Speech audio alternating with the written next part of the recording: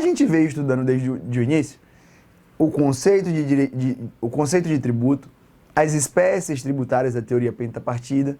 Depois a gente avançou e tratou da obrigação tributária, falamos de competência tributária também. Falamos das hipóteses de imunidade tributária, dos princípios tributários. Falamos do fato gerador da obrigação tributária em si, a obrigação principal e a obrigação acessória. E hoje a gente chega no crédito tributário. Mas o que é o crédito tributário, professor? O crédito tributário, ele precisa ser entendido como uma estrutura jurídica que acontece na cadeia da ocorrência do fato gerador. Como assim? Como eu venho dizendo para vocês, a primeira coisa que existe é um fato gerador previsto em abstrato, que a gente chama de hipótese de incidência. Depois há o fato gerador em concreto, que é o que eu chamo de efetivamente de fato gerador. Havendo a subsunção entre o fato ocorrido e a hipótese de incidência, há o surgimento da obrigação tributária. E essa obrigação tributária, ela não é exigível. Veja só, surge uma obrigação tributária para o contribuinte assim que ocorre o fato gerador. Por isso que o CTN fala que a ocorrência do fato gerador faz nascer a obrigação tributária, mas ela ainda não é exigível. Mas por que não é exigível? Porque é preciso um ato do fisco, é preciso um ato da administração, verificando que, de fato, ocorreu aquela subsunção tributária.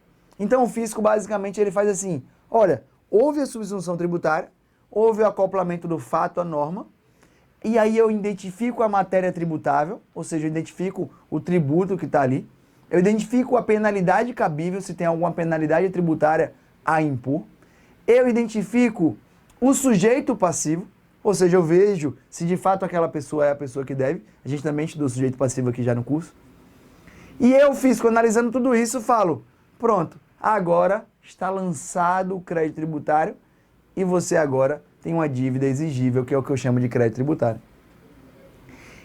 Esse ato de lançar, ele é, na verdade, um procedimento. É o que está previsto no próprio CTN, a gente vai ver daqui a pouco isso aqui.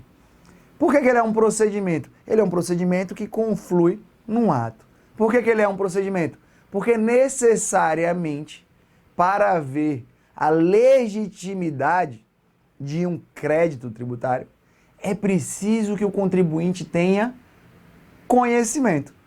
É preciso que haja o contraditório e a ampla defesa na seara tributária, permitindo ao contribuinte que eventualmente exerça a sua defesa quanto àquela tributação que foi pela administração, depois de verificado a ocorrência do fato gerador, foi declarada. É por isso que a gente também já avança aqui na nossa aula, e essa introdução eu sempre faço, quem acompanha aqui, e depois a gente vai batendo tudo um por um, explicando cada coisa. É por isso que a natureza do lançamento, ela pode ser tida como constitutiva ou declaratória. Em relação ao crédito tributário, o lançamento necessariamente é constitutivo. O lançamento constitui o crédito tributário. Por outro lado, o lançamento declara a obrigação tributária. Veja só, se o lançamento ele identifica a matéria tributável, ele identifica o sujeito passivo, ele identifica a penalidade cabível, ele confirma a obrigação tributária. Ele fala, ó, está declarado, existe uma obrigação tributária e com isso eu constituo o crédito tributário. E aí eu vou até fazer um outro parênteses aqui, que vai nos levar lá no fim da aula também, que é o seguinte, eu estou falando o tempo todo, o fisco constitui, o fisco constitui. Eu quero que você coloque um asterisco nisso. E lembre que nem sempre é o fisco que constitui o crédito tributário.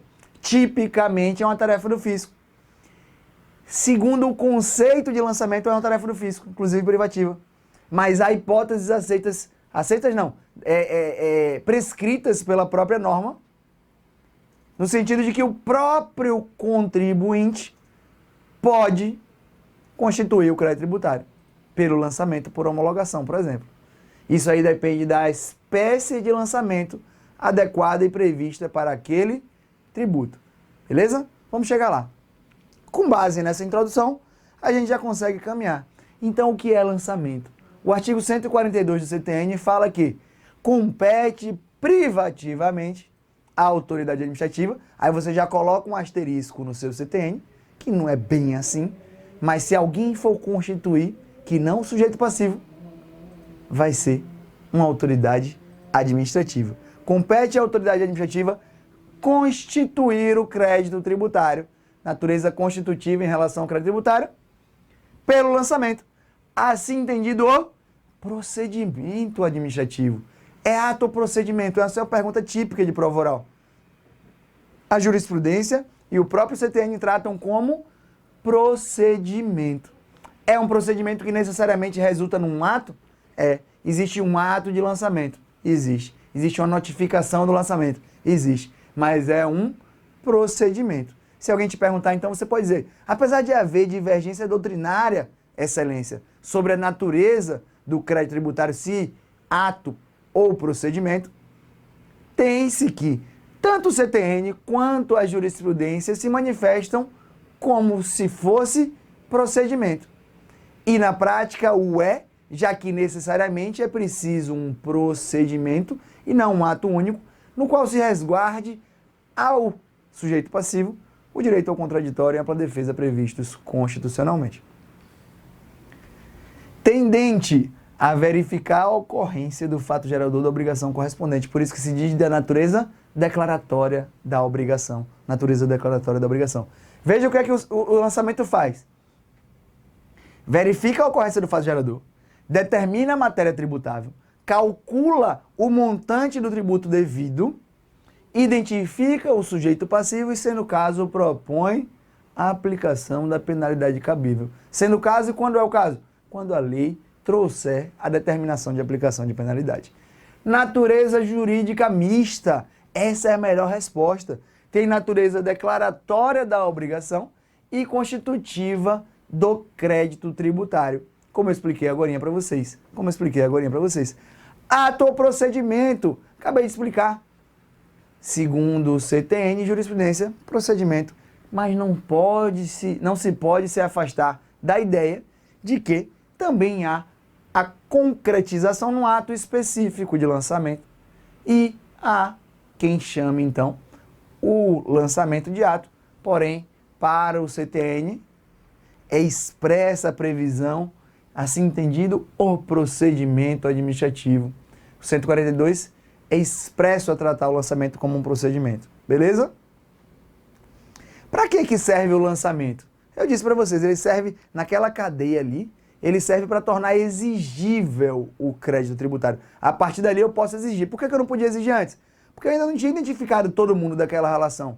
O fato gerador tinha ocorrido, automaticamente surgiu a obrigação tributária, mas o fisco precisa vir, olhar de cima e falar assim, você é o sujeito passivo, você deve tanto, a penalidade cabível é essa, tem responsável tributário, tem contribuinte, a matéria tributável é essa, a base de cálculo é essa, pá, tá aqui quanto você deve. É isso que o fisco precisa fazer. Assim se torna exigível do contribuinte. O inexequível quando? Vamos chegar lá. Vamos avançando no curso e vamos chegar. Mas basicamente vai se tornar exequível quando houver a inscrição em dívida ativa e a gente gerar CDA. A partir dali eu posso executar aquele título que é a certidão de dívida ativa. Mas vamos chegar lá. Se o lançamento constitui o crédito tributário, antes do lançamento não há crédito tributário. É basicamente com esse entendimento que o STF tem a súmula vinculante número 24, que diz que não se tipifica crime material contra a ordem tributária antes do lançamento definitivo do tributo. Do ponto de vista penal, se o crime é material e ele resulta efetivamente, já que é material, na sonegação de tributo, ele somente restará consumado quando ocorrer o lançamento. Por quê? Porque o lançamento constitui o crédito tributário. Ele, então, é que define que há, a partir dali, exigibilidade. Como é que o direito penal, a última ratio, poderia se preocupar com uma sonegação tributária ainda não confirmada por meio de um procedimento de lançamento definitivo, encerrado, em concreto? É por isso que a súmula 24, vinculante número 24 do STF, está vigente e cai muito em prova. Beleza? O crédito tributário, qual a relação dele com a obrigação? Ele é, digamos, um elemento posterior à obrigação, que também não afasta a coexistência das duas, a obrigação e a crédito. O crédito, ele tem a natureza de quê? Ele tem a mesma natureza da obrigação. O crédito tributário decorre da obrigação principal e tem a mesma natureza desta, previsão do 139 do CTN. E as circunstâncias que modificam o crédito, sua extensão, seus efeitos, ou as garantias ou os privilégios a ele atribuídos, ou que excluem sua exigibilidade, não afetam a obrigação tributária que lhe deu origem. Não afetam a obrigação tributária que lhe deu origem. Daí a gente tem a autonomia entre obrigação e crédito. Apesar de o crédito ser decorrência da obrigação. Beleza? Olha aqui. Passando o que eu tinha dito para vocês, ó. Hipótese de incidência, fato gerador, obrigação tributária, lançamento, e aí surge o crédito tributário. Isso aqui é aquela linha do tempo que eu trouxe para vocês. Sentei aqui, ó. De boa, ótimo. Exigibilidade versus execuibilidade é o que está na sua tela. É justamente essa distinção entre a característica dada pelo lançamento de exigibilidade, a partir dali o contribuinte é obrigado a pagar, e a execuibilidade, que é a possibilidade que o fisco tem de executar judicialmente aquela dívida. E aí vai surgir uma dúvida que sempre surge, é alvo inclusive de questionamentos de direito previdenciário, direito penal e também direito tributário, que é o seguinte: veja, a gente traçou uma linha do tempo. Quando ocorre o fato gerador, nasce a obrigação tributária. Só depois é que há o crédito tributário e aquilo se torna exigível. Aí alguém vai perguntar, gente, tem uma linha do tempo aí, tem fatos que acontecem em sequência. E aí a pergunta que virá é: qual a legislação aplicável? É a do momento do fato gerador? É a do momento do lançamento? É a do momento do pagamento? Qual a legislação aplicável ao crédito tributário? Isso é respondido pelo CTN no artigo 144. E aí eu quero que vocês lembrem, há uma distinção entre aspectos materiais e aspectos formais da tributação. Há uma distinção entre aspectos materiais e entre aspectos formais da tributação para fins de definição da legislação aplicável ao lançamento. Se liga.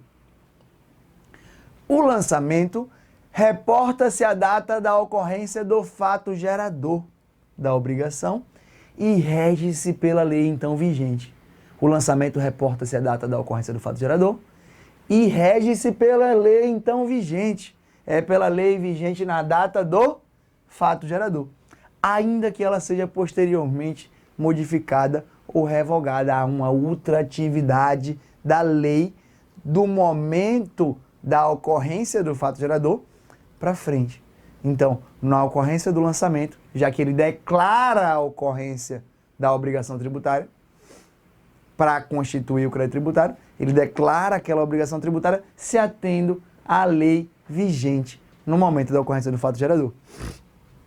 E ao parágrafo 1º, aplica-se ao lançamento a legislação que, posteriormente à ocorrência do fato gerador, tenha instituído novos critérios de apuração ampliado, facilitado a vida do fisco, ou ampliado o processo de fiscalização, ampliado os poderes de investigação das autoridades administrativas, ou outorgado ao crédito maiores garantias ou privilégios, exceto, neste último caso, dos privilégios, para o efeito de atribuir responsabilidade tributária a terceiros. Então, se há uma criação de privilégio que atribui responsabilidade tributária a terceiros, aí há uma exceção da não aplicação dessa lei nova, tá? O disposto deste artigo não se aplica aos impostos lançados por período certo de tempo, desde que a respectiva lei fixe expressamente a data em que o fato gerador se considera ocorrido, justamente a lei que traga um período certo de tempo e já diga a aplicação ou da lei posterior ou da lei daquele momento mesmo, daquele período certo de tempo. Essa seria uma exceção também.